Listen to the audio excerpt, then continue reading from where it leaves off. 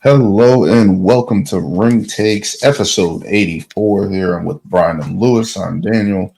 Thank you guys for joining me as always. This will be episode 84 Crown Jewel recap, the latest on Raw, and into our second round of the GOAT tag team bracket.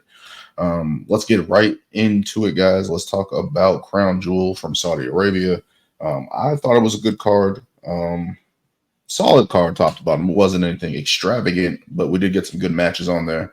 But let's first start with the new, I don't even know how to usher this in, but the men's Crown Jewel Championship match between Gunther and Cody Rhodes, which was a pretty good match. What do you guys think about this and Cody Rhodes becoming the first men's Crown Jewel champion? Well, I felt like this was a very good main event match. I think we talked about it last week. When you looked at the matchup in ring wise, we all agreed that we were going to get a very competitive match between the two, and that's exactly what we got. It was a very good back and forth affair. Gunther, those chops. And even matter of fact, before the match, before we even get into the match, talk about when you talk about the card in total. I mean, you got to talk about the fans again. Once again being overseas again. Once again, overseas audiences. With that passion and that pride when they are cheering on the performers. It's it's always amazing to watch. I mean, you saw that with Cody's entrance. You saw that at the beginning of the match. Saudi Arabia crowds, it's a very, very good crowd. But back to the match, talking about Gunther, those chops and everything, and then Cody with his in ring savvy. And I love the finish. I love that callback. Bret Hart versus Roddy Piper from WrestleMania 8, I believe. That finish. That finish is special to me because I actually when I was younger, I had a VHS tape of one of the greatest WrestleMania matches of all time. It had four matches. It was Hogan and Andre. It was a tag team match from WrestleMania 9. I think it was the Head Shrinkers and the Steiners. Then it had Ricky the Dragon Steamboat and Macho Man, and then it had Bret Hart versus Roddy Piper. And I used to watch that tape so many times. So I know the finish. So anytime I see it in the ring, it kind of brings back that memory of me watching those matches as a kid. So it was very nostalgic to see, but it was a very good match. Champion versus champion. You ended up getting the ring at the end. I mean, they don't even get to take the championship with them. It stays in Saudi Arabia. But besides that, as far as a match goes between the two, very entertaining. Yeah, I'm not gonna lie, I wasn't too excited about Crown Jewel. I mean, probably the only thing that was exciting was probably the progression of the Bloodline storyline. I think I mentioned last week I was never always a huge fan of the champion versus champion matches just because of there were stakes and look, we got you're the champ, but you don't get to take it anywhere, and you get a ring. I guess it's just another accolade. Okay, Lewis is prestigious. But because they all carried white gloves and one guy was like, yes. Hey, it's exclusive, okay? It's exclusive. All right. Yeah, I'm gonna just say a hot second, and that's it. Bruce, I'm gonna just say this. I don't know if you guys saw the Crown Jewel kickoff or whatever that aired Friday earlier that day, but you can even see when Triple H is talking, like I don't even think he fucks with this whole Saudi Arabia deal.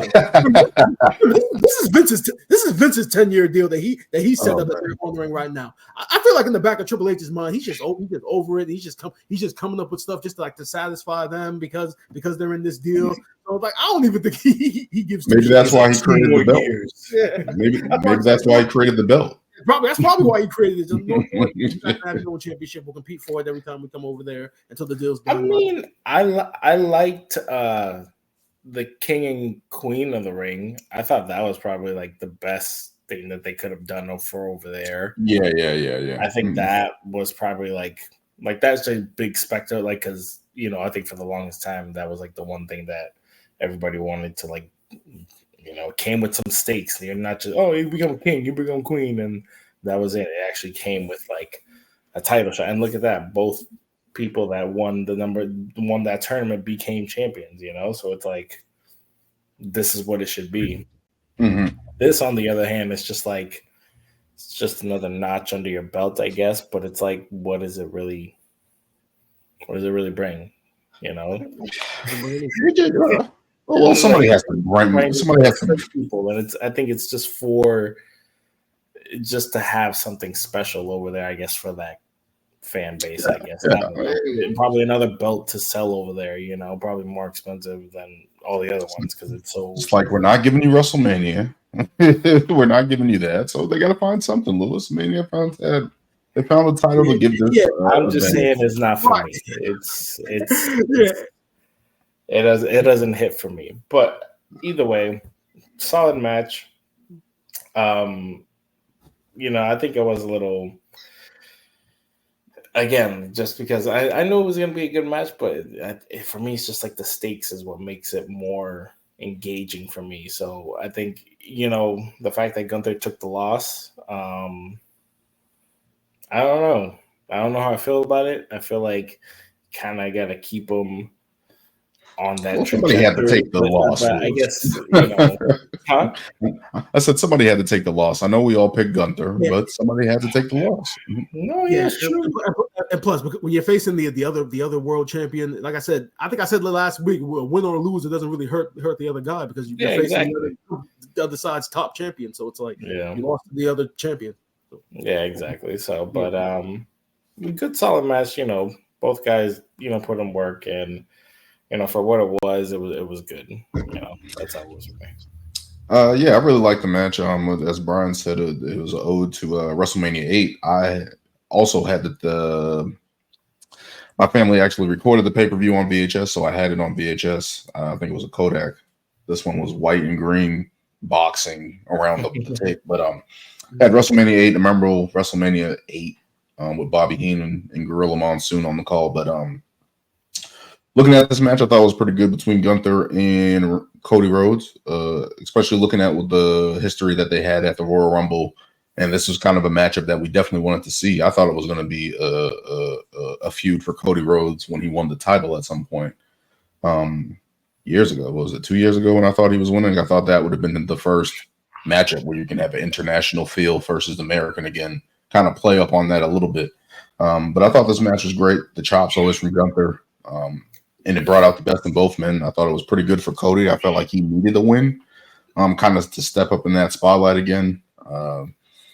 Because his title reign, even though I think it's been good, probably to the masses, he probably needed something that was going to kind of take away from the Bloodline storyline, right? That he's always been tied to, and we're looking for him to get outside of that a little bit. I thought that was a good win there for him, and especially how they did it with the pin. Kind of similar to how he beat Brock Lesnar earlier on, right? So looking at that point, doing it that way, where it wasn't like Gunther just took a crossroads and then ate a 1, 2, 3. I think that helped him a little bit there too as well. And the respect that they showed each other at the end of the match, I thought was pretty good. Showing Gunther basically saying this is not over, and kind of standing up like, yeah, you, and all the stuff about the being a ring general and honor in the ring, he's holding that up true, and Cody Rhodes is a credible opponent for that. So I thought that was a nice touch for both guys. That belt is huge.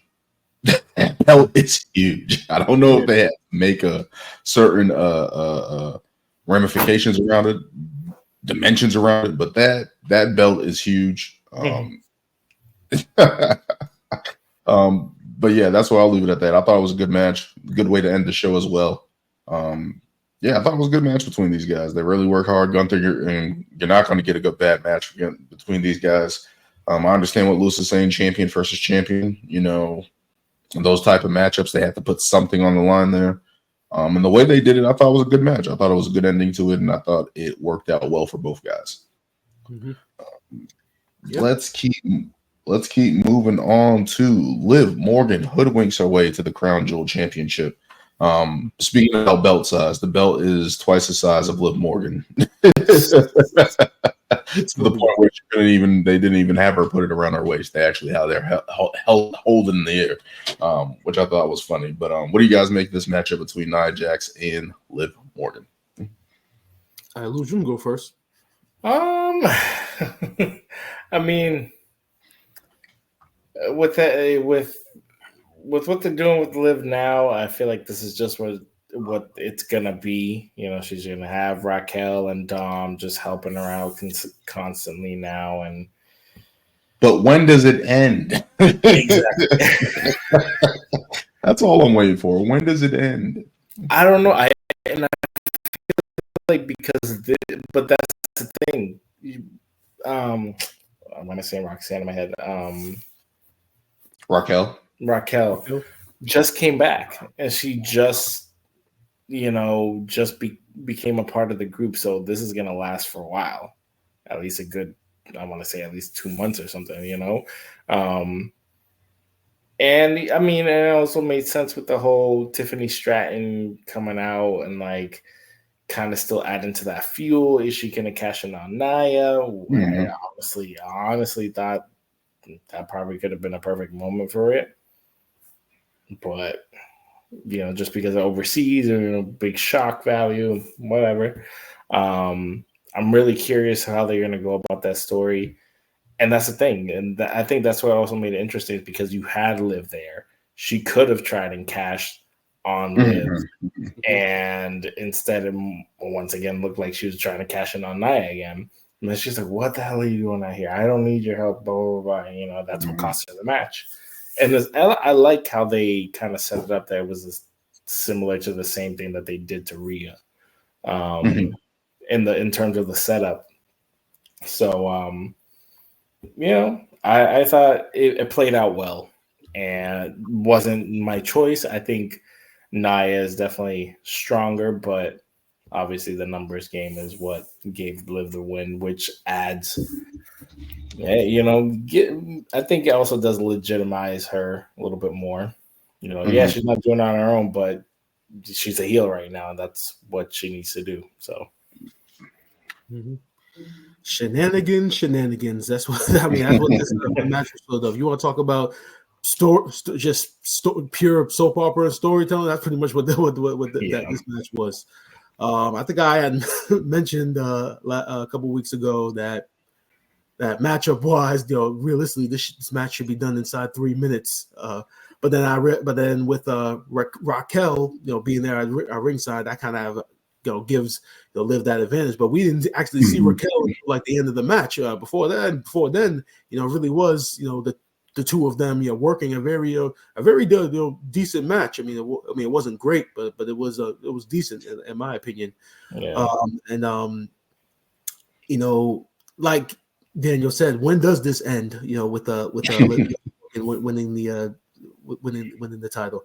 We'll get into it later about the new number one contender for the title on Raw and how that's going to play out. But moving forward, with Rhea Ripley out and Asuka not coming back until next year, Becky Lynch still on hiatus. This women's division. I mean, we talk about it. We talk about its depth amongst other brands. But then you see it. But then you look at Monday Night Raw, and then you do what Daniel's doing right now. Just shake your head at it. But I'm not shaking my head because of the depth. I'm just shaking my head because I feel like they can utilize these women better. That's all. I feel like the booking is really. I feel like the booking is lazy. That's all. Oh, really? And I feel like all the stuff with Liv and Raquel and Tiffany Stratton and all the stuff they're having more people in the fire, but it's just I feel like it's a lot of fluff just to kind of keep it interesting, kind of keep it diverted, kind of keep everybody not focused on the fact that they're not actually trying to progress storylines.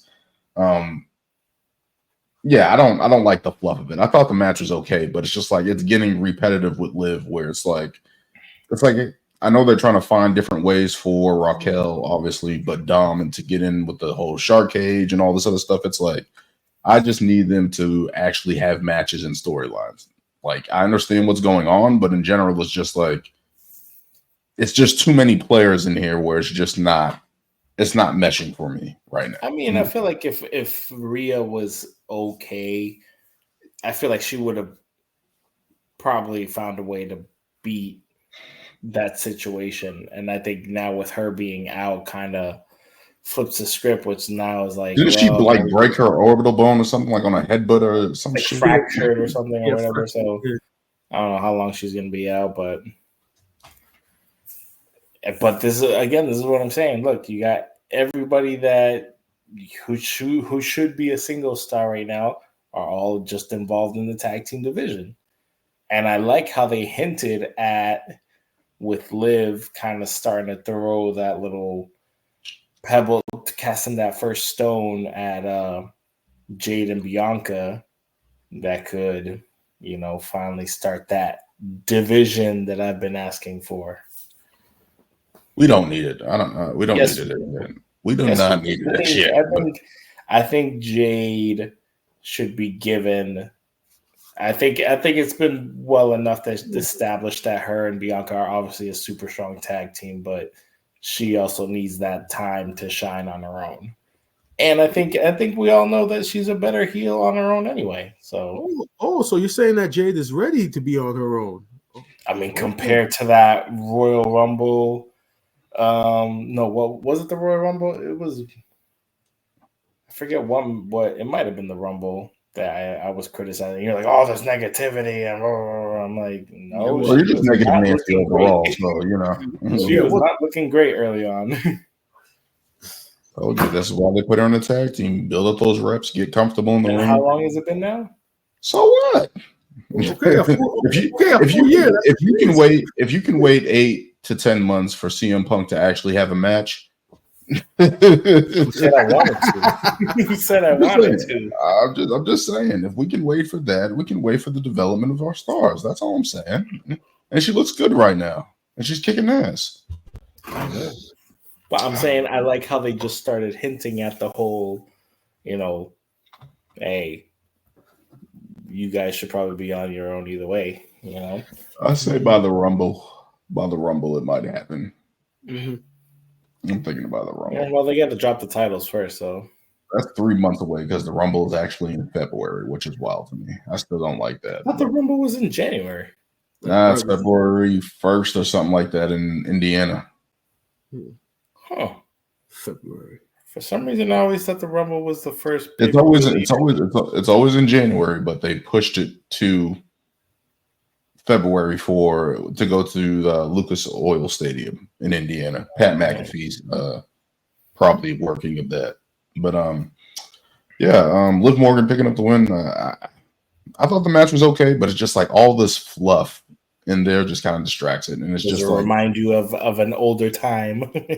It feels like it's just a throwaway match, and it's just like they're not really taking it serious. They're just trying to get through it. And Liv is the new women's crown jewel champion in Saudi Arabia, so I don't know if she gets to defend her honor next year or if they have a new champion. But overall, I thought it was an okay match. But it's just like I understand what they're doing.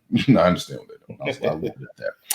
Let's get into the bloodline with Solo Sikoa pinning Roman Reigns in Saudi Arabia. What do you guys make of this matchup? And the new bloodline getting the win and Roman Reigns taking the pin. Mm-hmm. It was the right call. I said it from the get-go. Because you can't have them reunite and just win off rip. You got to make this new bloodline look strong and united and build the feud. Now, for me, and I don't know if maybe they'll touch upon it this coming Friday, but they still really didn't. Like, this whole Sammy thing I feel like just was honestly kind of just rushed and just like, oh, yeah, we got everybody else together. Of course, we got to bring him back into the story. And it was just like, there was really no explanation as to why he was talking to Solo in the first place, unless I missed something, or what he even said, because obviously, it was shown in the ring like, oh, hey, come on, come join us, blah, blah, blah, let's take him out. and then obviously Sammy like shows his true colors or whatever. But it was I don't know. I feel like that should have been that was an opportunity for a bigger build, I guess is what I'm saying. I get it. I definitely feel like they rushed it. Arabia, they love Sammy. Like he even said on Monday Night Raw, for him to be able to, he speaks the language. Obviously, he's going to get a huge pop. Obviously, still adds to the story because he accidentally hit Roman. But the match itself, I think, was the right call because obviously Roman coming back. I from my perspective, I don't think you can just have him winning everything off rip. And I think that even shows like him taking the pin is like, wow, this is a big blow to the OTC and the old bloodline. And what are they going to have to do to actually take out the new bloodline, So I think it was the right call and that's the story. All right. So Daniel, just before I go, so you disagree with Roman getting pinned? I understand why they did it. I thought Jimmy was going to take the pin. That's what I thought it was. That's what I doing Jimmy like that. Why doing Jimmy like that? But all right, so to add to what Lewis said about Roman getting pinned, I also think that it was needed for Solo Sikoa because think about it. When's Solo Sikoa's last like major big pinfall victory? I think the last time was in that 6-man tag at Money in the Bank where he pinned Cody and then went on to face him at SummerSlam. So that's the last time Solo Sikoa's had like a significant like pinfall. Before that, I think it was when he beat John Cena. Yes. So yeah, legit. And remember how I've been saying for the longest time that Jacob Fatu's presence, Jacob Fatu, he seems like he should be the face of this bloodline. And then Daniel always want to come in and say, no, he's not Solo Sikoa. Now what did this prove? What did this match prove? He's not Solo Sikoa. Now that he's pinned Roman Reigns, now you can look at Solo Sikoa and say, okay, now he's the face. Now he's the leader of this bloodline. Now you don't look at Jacob Fatu as so much so as intimidating as much anymore. Now you can look at Solo and be like, okay, now Solo is the face. Solo's the leader. He pinned Roman Reigns. He pinned the guy. He pinned the guy that held the title for 4 years. So I like that aspect of it. But before that, the entrances. I just want to say because first of all, I thought it was funny that Roman came out first and then Jay came out. I thought that normally would be vice versa. Yeah. So I thought that was kind of funny, kind of interesting how they did it that way. And just Roman's facial expressions with Jay coming to the ring. I thought that was funny. But it was a very entertaining match. Sami Zayn's involvement. I also do feel that was rushed. I mean, Survivor Series is the end of the month, which is November 30th. So I don't know if they're going to be. I'm pretty sure they're going to have to be telling this story on both Raw and SmackDown. So I'm thinking that's what like 4 Raws and maybe 3 SmackDowns until we get to the Survivor Series. So they definitely have the time throughout all of these shows to somehow get to make Sami Zayn's involvement not feel as rushed. But but I agree that 1 second the backstage segment with him talking to Solo, I thought that came out of left field. But I do like the fact that that he's officially, well, as of last week, he's been officially reintroduced into the storyline. So he's going to end up being in War Games, and eventually, and it's going to be interesting to see how they eventually get there. But I'm glad, but it was a very good match, and I'm glad that Solo Sikoa is now can be seen as like the leader of the new bloodline now. Yeah. One side note. Yeah, go ahead, Luz. So one side note. Just because he mentioned Survivor Series, we've seen Regal on TV. He needs to say it. He needs to say it. I mean, what's a brand split, right? What's a brand split? What's that? Ain't no brand split no more. Yeah, Jay. Nah. He's in NXT. He's in NXT helping out Lexis King. he has a role in NXT now, so he's not going to do it. Nah, he's got to come out and say it. He's got to come out and say it. It's only right. No, he actually has a story. No, he actually has a storyline role right now with Lexis King. Exactly, I and the that, man but... lost, so he needs to come back and support the OTC and say it. Yeah, he just needs to say it. We need it. They can call him up. But overall, I thought the match was okay. We're kind of getting into that storyline formula, bloodline formula, where we know what we're going to get in these type of matches, kind of slow pace, and then it picks up. It gets crazy. I thought it was important that Solo got the win. He got the pin. And there's only 2 people who have pinned Roman Reigns, right? In 4 years. Cody Rhodes. Well, wait, 3. Cody Rhodes, Jey Uso, and Xavier Woods. No, not Xavier Woods. Solo Sikoa. Those are the only people that have pinned Roman Reigns. But in general, I thought the match was good. Kind of standard. We all picked the new bloodline to win because we kind of figured that this is where it needed to go to progress the story.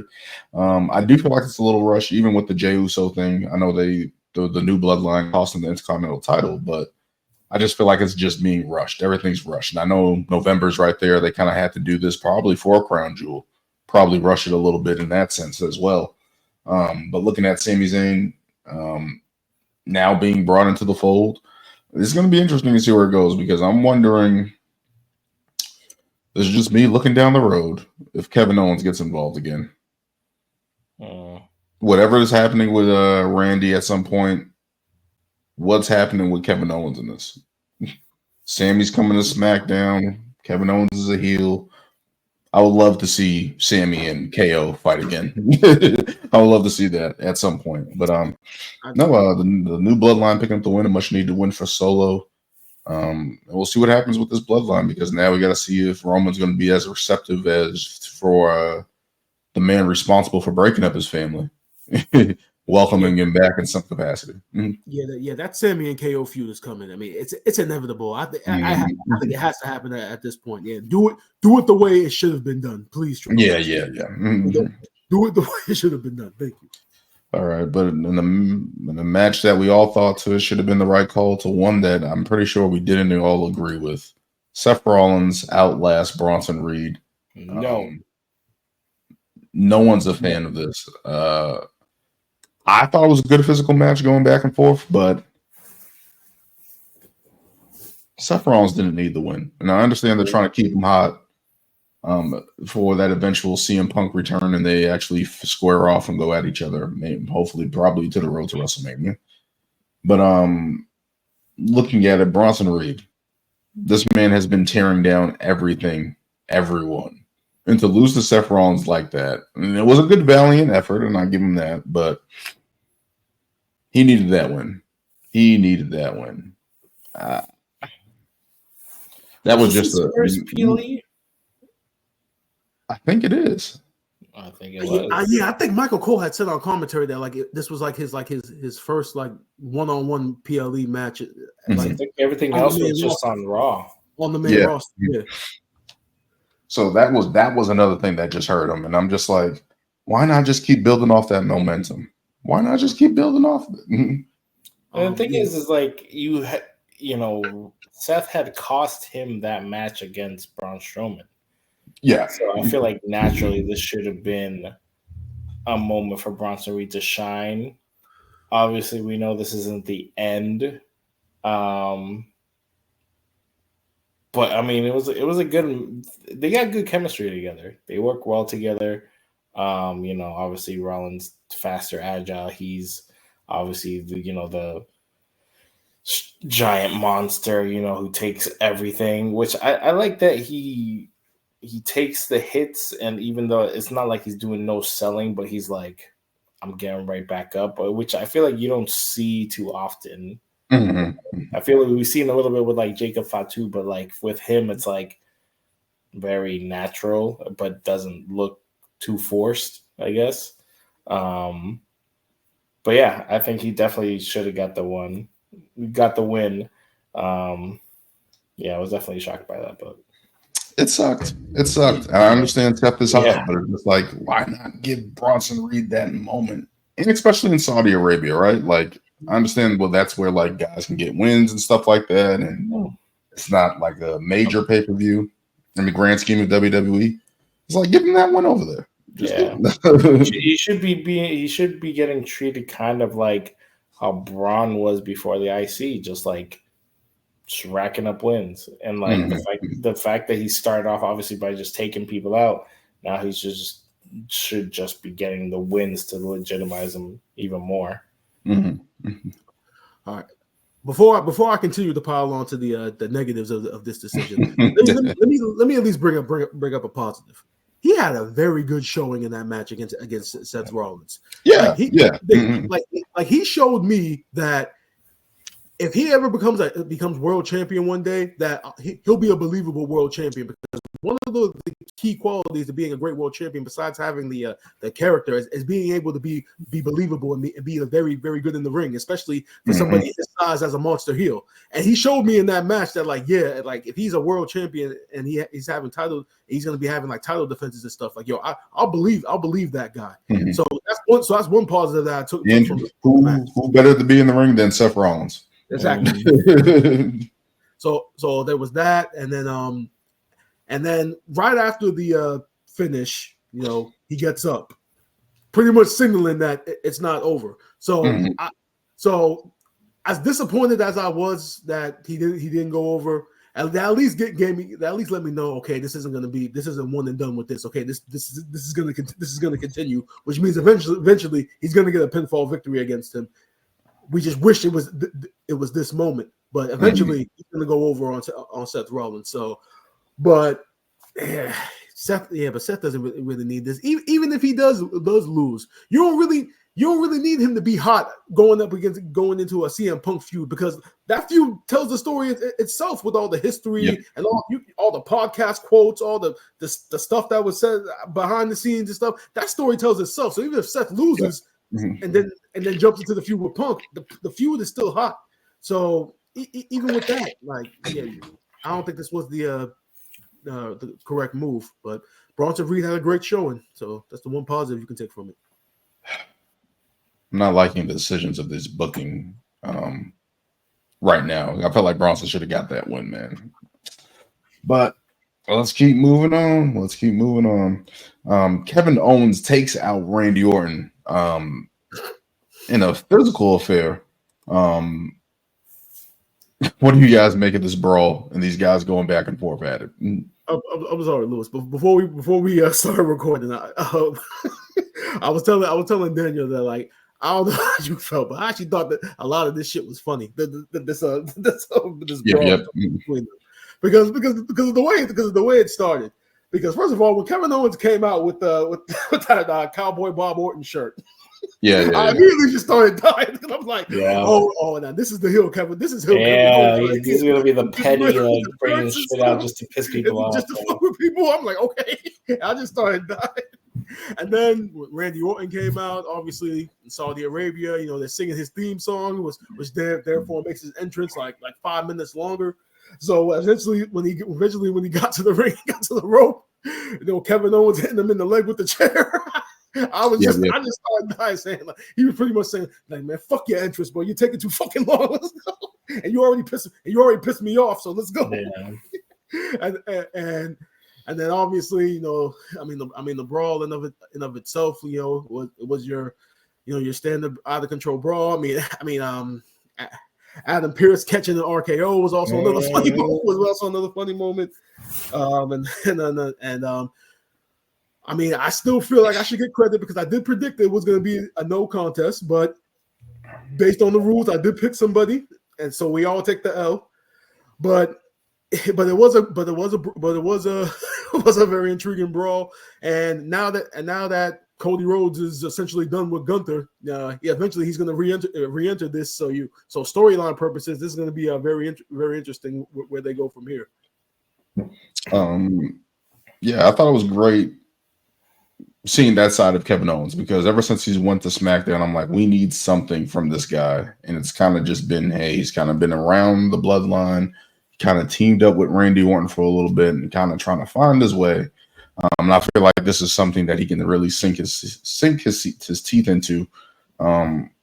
really being edgy, as Brian mentioned with the Cowboy Bob Orton shirt, him using his heel tactics, because that's what Kevin Owens naturally is, and that's what we miss. So it was good to see that, and these guys get a brawling. Good way to progress the storyline, that they're telling the story of Randy Orton, this veteran, old age. He still has it in the ring, but he has these injuries piling up. Can he hang with a guy as vindictive as Kevin Owens is? And I feel like the story is good. I feel like they're going to continue it, and I feel like the brawl was good, entertaining, to say the least. But yeah, I thought it was pretty good. Oh yeah, didn't Kevin Owens stun the referee too? Yeah. He was a menace. He was a menace to society out there. Yeah, the brawl was cool. I'm not gonna lie. I was actually kind of looking forward to this match just to see. I know we were like discussing it in terms of who we thought was gonna win. So I was actually really looking forward to the actual match, but we didn't get that. So who knows? Maybe this will just lead to like triple threat with them two, because obviously they've been throwing the breadcrumbs of Randy looking at the title. So I'm definitely very interested to see where this story goes. And yeah, same thing. Once I saw that shirt, I was like, Kevin's starting to cook. He's starting to he's back. He's starting to bring things out. That's the Kevin Owens out there. Exactly. Be the manipulative, vindictive, crazy psycho that he used to be. I mean, he still is, but the big heel that he was from the beginning. So that's old school NXT Kevin Owens. That's what that is. Exactly. Especially when you see his track record just from his first NXT, his first takeover with Sammy winning the title, and then off rip betrays him. It's like that. This is what we need, So and then wins the title weeks later. For God's sake. Yeah, that's very true. I know. And he had a busted nose too from CJ Parker. yeah, I remember that. Yeah. Yes. CJ Parker. Wow. Yeah. Is that Juice Robinson? Yep, that is crazy. He was the eco warrior. NXT was so raw with their gimmicks and stuff like that. Man. They had a lot of characters, but hey, what worked, and what didn't stick around. Yeah, it didn't. But no, I thought it was a great brawl. Obviously, going to be progressing the story. We'll see what happens on SmackDown with this one. Hopefully, they get. I want that triple threat between Cody, Randy, and KO. Can't wait to see that. But let's keep moving on. Arguably the match of the night. LA Knight retains the U.S. title in a three-way against Carmelo Hayes and Andrade. What do you guys make of this matchup? Triple threats. I know people are not too much of the biggest fan of them, but I thought this was a pretty good one. What do you guys think? They stole the show. In ring wise, that was the best match of the night, and we all predicted that it was going to be as great as it was. I talked about last week how great of an in ring that Andrade is, and how underrated he is, and then you mix it with the smooth high flying ability of Carmelo Hayes, and then you throw in the charisma, and then some of the things LA Knight can do, and then you come out and you get a tremendous match. I mean, so there was so many spots that you could even talk about. Even at the finish of itself, when he hit the BFT on both. I mean, that was a tremendous setup. I mean, but it was a match of the night. I want them to run it back. I mean no, that's how good of a triple threat was. And in a triple threat match, it's hard to have a great triple threat match because I listen to a lot of these podcasts with some of these old school guys or some of the talent today when they go on and they talk about how hard it is to plan a triple threat match, because essentially each guy has to stand out. And sometimes in that situation it can be very difficult. So it's hard to have a great triple threat match. So the fact that these guys were able to pull it off and have the match of the night, the only thing that it was unfortunate, the thing that sucked was that it was literally right before the main event. So they were kind of in like a so and so spot, but it was the match of the night, and I enjoyed it. Yeah, Great match. Obviously, we've seen what Carmelo and Andrade can do, and then you add LA Knight, and it's just going to get elevated. I did love that finish, the double BFT. Carmelo sells that move very well. And yeah, I think they made the right call. LA Knight's still hot, and I think keeping him to rack up more wins is just gonna make him stronger and still look. I'm sure he'll be back in the title picture at some point. Maybe he won't win off rip, but nonetheless, he'll definitely get there. But yeah, great match. And I'm sure they're gonna do some type of either other iteration of this or same thing with, I don't know, making a hardcore match or something. I don't know. We'll see. Ladder match. Yeah. But no, I thought this match was awesome, especially Andrade. Ever since he left NXT, left WWE, I was sad when he left because we saw what he did down in NXT, and he was so awesome with Zelina Vega and the tandem that they had. Yeah, I love his in-ring work. I think he's as smooth as ever. Carmelo Hayes has been that guy in NXT to get called up. And to have this battle with Andrade going back and forth, that best of 7, has been awesome. I love the fact that those guys are going back and forth. But LA Knight stood out to me in this one because he's actually able to hang with both of these guys who are considered probably better than him in ring performance. So looking at that from that standpoint, kudos to all these guys for going out there and stealing the show right before the main event. Obviously, the main event was Cody Rhodes and Gunther, and that's tough to be in front of. But overall, you got to love the fact that all these 3 guys look good in this match, and hopefully they can continue to build this. And this is something that I've been talking about with the mid card, is that this should be continuing. We should get more roles, more matches like this, more builds like this, more series like this to create intrigue in that mid card spot. So kudos to all those guys involved. Let's keep moving on here. Let's get into Bianca and Jade retained the WWE Women's Tag Team titles against Io Sky, Piper Niven, Chelsea Green, and who's the other team? Jakara Jackson and Lash Legend, the Metaphor. What do you guys make of this matchup and Bianca and Jade retaining? Boo. Oh, Lewis, you a hater. Oh, nah. I'm not gonna let you do that this time. No, not this time. No, because this was a very good match. I don't care what anybody says. I mean, the one thing that I was looking forward to the most of this match was Lash and Jakara, because obviously coming from where they come from in NXT, I mean they represent the 2.0 days. They came from the 2.0 days. What do we hate those days of NXT?